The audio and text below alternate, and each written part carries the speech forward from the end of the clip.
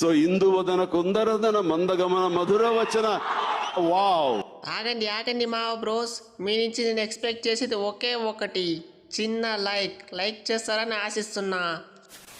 ఒకరుంటారప్ప, మొన్నటిదాకా పాయింట్స్ టేబుల్లో తోపులాగా ఉంట్రి, ఇప్పుడు చూస్తే తుస్సై మన దగ్గరకు వచ్చింటారు. ఇంకొకరు ఉంటారప్ప, పాయింట్స్ టేబుల్లో టాపర్ లాగా ఉంటారు, చివరకు చూస్తే పాపరై ఎలిమినేటర్ ఆడతారు. ఇంకొకరు ఉంటారప్ప, కప్పు కోటైనట్లు వచ్చిరి, చివరకు చూస్తే కుత్తలేని వాళ్ళతో కుత్త మింగించుకుంటారు.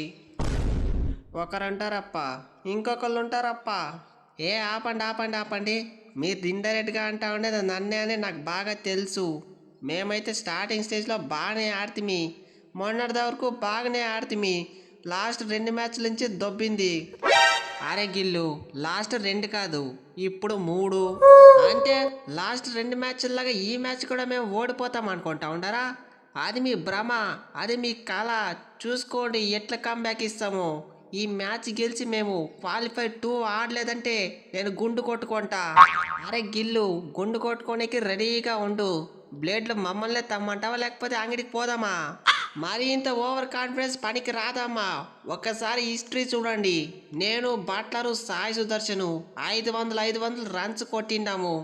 ముడ్డు మీద చెడ్డీ లేదు కానీ మీసం తిప్పినాడంట వెనకట నీలాంటోడే. ఇక్కడ ఉన్నది ఏ ఆర్సీబీనో ఏ పంజాబో కాదు, ముంబైకి ప్లే ఆఫ్స్ లో ఎట్లాడోళ్ళో మస్తు తెలుసు. మిమ్మల్ని ముచ్చటగా ఇంటికి పంపిలేదంటే అప్పుడు అడుగు. ఏమిది ఎంఐ టీం అయితే ఏంది, రియల్మీ టీం అయితే మాకేంది, మేమైతే అస్సలు తగ్గేదే లేదు. చూసుకోండి ఎట్లా కంబ్యాక్ ఇచ్చి మళ్ళీ ఎలిమినేటర్లో గెలుస్తామో. ఈ మ్యాచ్ అయిపోయిన తర్వాత మీరు అందరూ ఒక్కటే అంటారు, ముంబైకి గుణపం దించిన గుజరాత్ అని. అంత సీన్ లేదు డిఎస్పి, కథలో చిన్న చేంజు. ఆ గుణపం మా కాదు, మీకు దుంపుతాం.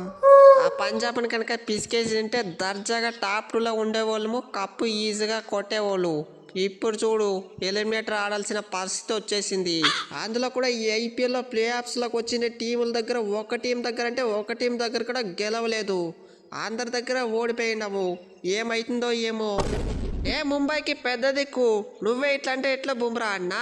నువ్వైతే ఏం టెన్షన్ తీసుకోకు, ఈజీగా గెలుస్తాంలే. గెలుస్తాము. ప్రతి మ్యాచ్ హాఫ్ సెంచరీలు కొడతా ఉండా కదా. నీ గుండె మీద చేసుకొని చెప్పు, ఒక్క మ్యాచ్ సరిగా ఆడలేదు, సీజన్ మొత్తము తుస్సే. అట్లీస్ట్ ఈ మ్యాచ్ అన్న ఆడు. ఏంది బుమ్రా అన్నో అంత మాట అనేసివి?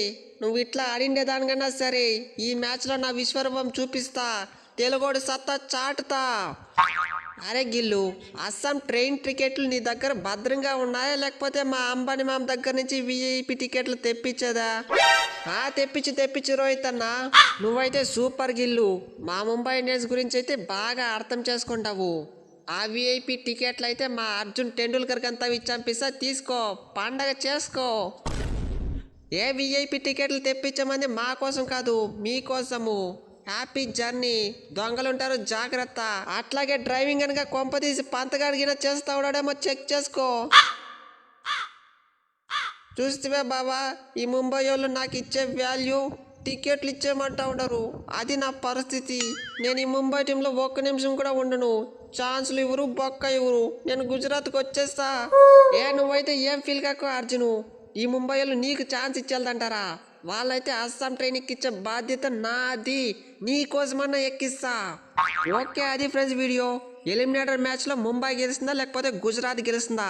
మీ ఒపీనియన్ కామెంట్ సెక్షన్లో కామెంట్ చేయండి. సో ఇందువదన కుందరదన మందగమన మధుర వచన. వా